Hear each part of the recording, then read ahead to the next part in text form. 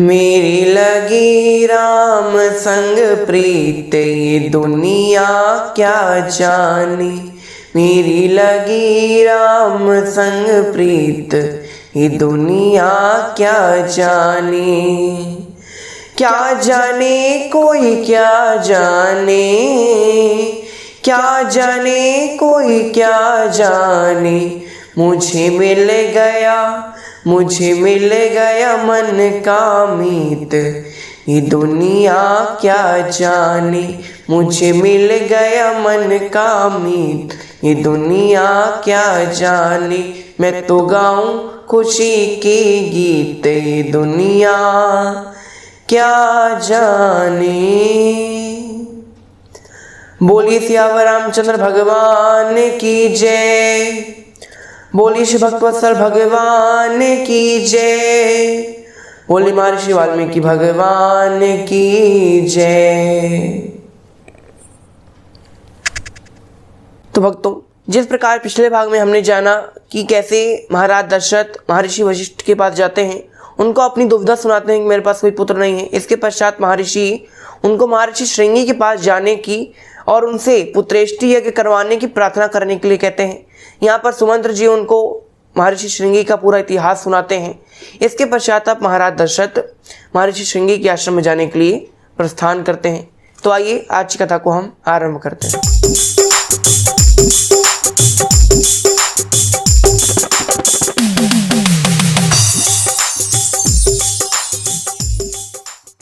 चला एक राजा जोगी को मनाने। चला एक राजा जोगी को मनाने। जोगियाँ मनाने, जोगियाँ मनाने, जोगियाँ मनाने, जोगियाँ मनाने। जोगी के चरणों में शीश नवाने। चला एक राजा जोगी को मनाने। चला एक राजा जोगी को मनाने। यहाँ पर महाराज दशरथ महर्षि श्रृंगी के पास पहुँचते हैं। महाराज दशरथ श्री रोमपाद राजा के नगर में पहुंचते हैं, क्योंकि महर्षि श्रृंगी कभी तो अपनी पत्नी के साथ रहते थे अपने आश्रम में, कभी कभी रोमपाद राजा के नगर में रहते थे, मतलब वो स्थानांतरण करते रहते थे। उस समय महाराज दशरथ जब गए तब महर्षि श्रृंगी रोमपाद राजा के नगर में थे। अब यहाँ पर महाराज दशरथ पहुँचते हैं रोमपाद राजा के नगर में। रोमपाद राजा उनको बहुत अच्छी प्रकार से उनका आदर सत्कार करते हैं, उनको अच्छे अच्छे आसन पर बैठने के लिए कहते हैं, लेकिन दशरथ जी मना कर देते हैं। दशरथ जी कहते हैं मुझे केवल महर्षि श्रृंगी से बात करनी, उनसे मिलना है और कोई काम नहीं है। तब यहाँ पर महर्षि श्रृंगी के पास महाराज दशरथ को ले जाया जाता है। यहाँ पर महाराज दशरथ महर्षि श्रृंगी के चरणों में गिर जाते हैं, रोने लगते हैं, आंसुओं की धार बही हुई है। यहाँ पर महर्षि श्रृंगी अपने मन से ही, वो सब जान जाते हैं, उनको कुछ बोलना नहीं पड़ता महाराज दशरथ को, अपनी मन की शक्ति से इतने सिद्ध हो गए थे महर्षि श्रृंगी कि बस महाराज दशरथ के आंसुओं को देखकर वो जान गए कि क्या कारण है। महाराज दशरथ के आंसुओं को देखा, उसके पश्चात महर्षि श्रृंगी ने कहा कि महाराज, मैं जान गया हूँ आपकी कौन सी दुविधा है, आपका कौन सा कष्ट है जिसके कारण आप यहाँ नंगे पैर चलते हुए आए हैं। अब आपका वो कष्ट जल्दी दूर होगा, आप चिंता मत कीजिए। यहाँ पर महर्षि श्रृंगी अपनी पत्नी यानी महाराज दशरथ की पुत्री शांता के साथ पहुँचते हैं महाराज दशरथ के नगर में। यहाँ पर महाराज दशरथ के नगर में पहुँचते हैं। इसके पश्चात पुत्रेष्टि यज्ञ की तैयारियां आरंभ हो जाती हैं। यहाँ पर महर्षि श्रृंगी कहते हैं महाराज दशरथ से कि महाराज, अब मैं पुत्रेष्टि यज्ञ करने वाला हूँ, तो मैं आपसे विनती करता हूँ कि आप अपनी 350 रानियों के साथ सभी जो अश्वमेध यज्ञ होगा, पुत्रेष्टि यज्ञ होगा, इन सभी यज्ञों की दीक्षा आप ले लीजिए अपनी सभी रानियों के साथ। आप बैठ जाइए, अब मैं पुत्रेष्टि यज्ञ करना आरंभ करने वाला हूँ। पुत्रेष्टि यज्ञ के मंत्र अथर्ववेद से लिए गए हैं। अब मैं उन मंत्रों का उच्चारण करते हुए यज्ञ संपन्न कराऊंगा। यहाँ पर पुत्रेष्टि यज्ञ आरंभ हो जाता है। यहाँ पर जब पुत्रेष्टि यज्ञ आरंभ हो जाता है, सभी देवता बड़े प्रसन्न भी हैं और एक तरह से चिंतित भी हैं। चिंतित क्यों हैं? क्योंकि रावण जो पुलस्त मुनि का वंशज है वो देवताओं को परेशान करता।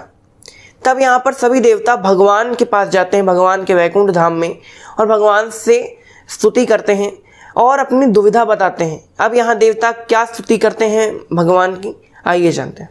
हे महाविष्णु हे कमलकांत, हम सब कर स्तुति तुम्हारी, लेकर अवतार इस पृथ्वी पर, प्रभु पीड़ा हरो हमारी। जय नारायण जय नारायण जय नारायण जय नारायण। भगवान कहते हैं देवताओं आपकी क्या विनती है, आपको क्या कष्ट है? तब यहाँ देवता कहते हैं हे बलशाली दुराचारी, रावण हमें सताता है, रावण हमें सताता है, कर अधिकार सब लोगों पर, अजय खुद को बतलाता है, अजय खुद को बतलाता है। हे सब के नाथ अब कष्ट हरो कहे, मुनि सुर नर ब्रह्मचारी, लेकर अवतार इस पृथ्वी पर, प्रभु पीड़ा हरो हमारी। जय नारायण जय नारायण जय नारायण जय नारायण।